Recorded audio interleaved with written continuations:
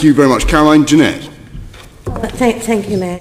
I also need to come back to you on Form 696, and to start off by saying, Commissioner, I welcome your statement that now the question on, I've got this right, on ethnicity, and the reframed question which talked about makeup of patrons will now be removed from the form, and I think that really campaigners like myself will welcome that, and we will see that as the police listening.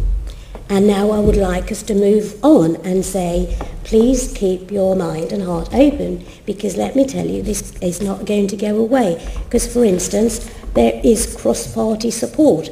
John Whittingdale, Conservative MP and chair of the DCMS Select Committee, and I are in the same place. In fact, it's such a worry that my constituents think I'm going to change parties, but I'm not.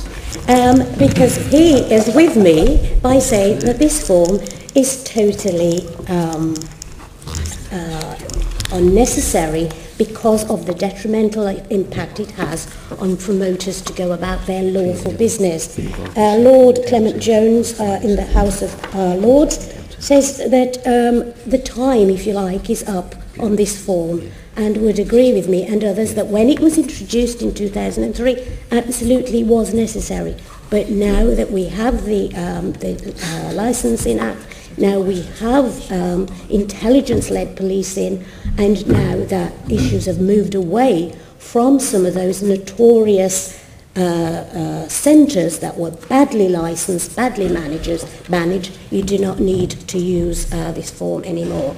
So will he agree with me that given there is this body of support for this form, that what he should be looking at would be to say to his officers, let's see how we can use this form in the first instance in a very limited way with a view to removing this form, given that we currently have on the Downing Street petition site 17,000 signatures, and these are DJs, musicians, business people and supporters who have seen the detrimental effect of this form. This is bad for young musicians who are starting up in their career, who have been stopped from putting on a gig in a pub, and that's where most musicians start. Right, the 696, let's find the area of agreement. Open mind? Yeah, absolutely open mind. We'll keep an open mind. We will keep an open mind, and I promise you that. But, you know, you talk about a body of support, Jennette. Well, there's a body of support on the other side.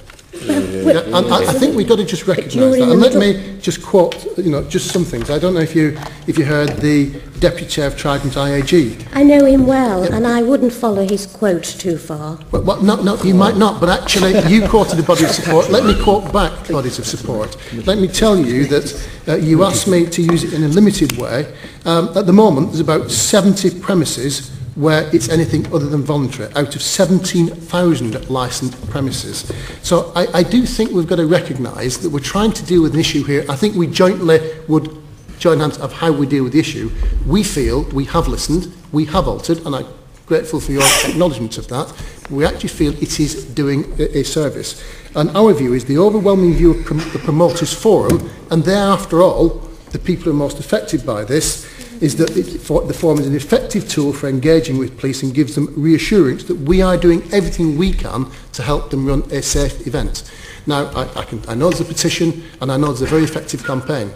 I keep asking the question, I have an open mind, and the reassurance I've been given is, actually, there's a lot of people who support this issue. So at this moment in time, we think, on balance, it brings more benefits than disbenefits, but I will keep an open mind. And I suspect you will not let me do anything other than keep an open mind on it.